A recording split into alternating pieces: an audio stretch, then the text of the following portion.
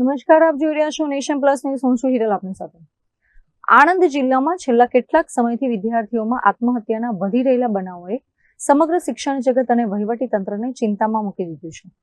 વિદ્યાર્થીઓના માનસિક સ્વાસ્થ્ય અને વધતા તણાવને ધ્યાને રાખીને એબીવીપી દ્વારા આજે કલેક્ટર કચેરી ખાતે ઉગ્ર રજૂઆત કરવામાં આવી હતી.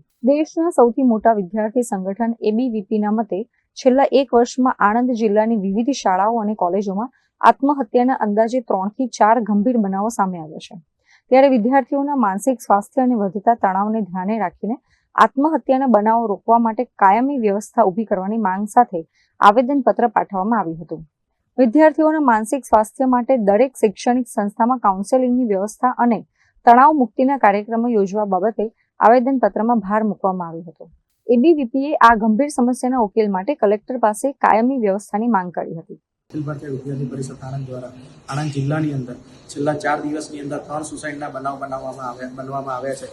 જેથી વિદ્યાર્થી પરિષદ દ્વારા આજે કલેક્ટર કચેરીએ રજૂઆત કરવામાં આવી છે કે આજે જે વિદ્યાર્થીઓ અહીંયા આગળ ભણે છે તે વિદ્યાર્થીઓ આણંદ અને ગુજરાત બહારથી પણ આવે છે અને દેશ વિદેશમાંથી પણ અહીંયા આગળ વિદ્યાર્થીઓ ભણવા માટે આવતા હોય છે. આજે આ વિદ્યાનગર એ વિદ્યાની નગરી કહેવામાં આવે છે, પરંતુ જો હવે આવી જ રીતે હોસ્ટેલોની અંદર, શાળાઓની અંદર આવા સુસાઇડના બનાવો બનતા રહે છે તે ખૂબ ચિંતાજનક વિષય છે. જેથી આજે કલેક્ટર કચેરીએ રજૂઆત કરવામાં આવી છે કે એક જિલ્લાની સમિતિની રચના કરવામાં આવે. આ સમિતિની રચના અલગ અલગ શાળા, કોલેજો અને હોસ્ટેલોમાં બનાવવામાં આવે, જેથી જે વિદ્યાર્થીઓને પ્રશ્નો અગવડતા હોય છે તે અગવડતાનું સીધું સમાધાન આ કમિટી દ્વારા કરવામાં આવે. અને આ કમિટી એ જે જિલ્લા સ્તરની કમિટી બનાવવામાં આવે તે કમિટીને પણ જાણ કરે અને આના જે યોગ્ય પગલાં લેવામાં છે તે યોગ્ય પગલાં લેવામાં આવે. સાથે સાથે વિદ્યાર્થી પરિષદે માંગ કરી છે કે જે વિષય આજ હમણાં બન્યા છે 2 દિવસ પહેલા, 1 દિવસ પહેલા, તે જે આની પાછળ જે દોષી હોય, પ્રશાસન હોય અથવા તો જે કોઈ પણ દોષી હોય, એ દોષીઓને જે સજા કરવાની હોય એ સજા પણ જિલ્લા વહીવટી તંત્ર દ્વારા એક્શન લેવામાં આવે.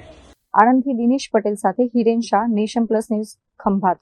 સમાચારોના સતત અપડેટ મેળવવા માટે અમારી નેશન પ્લસ ન્યૂઝની યુટ્યુબ ચેનલને સબસ્ક્રાઇબ કરો, બેલ આઇકન દબાવો અને જોડાયેલા રહો ફેસબુક, ઇન્સ્ટાગ્રામ અને ટ્વિટર પર.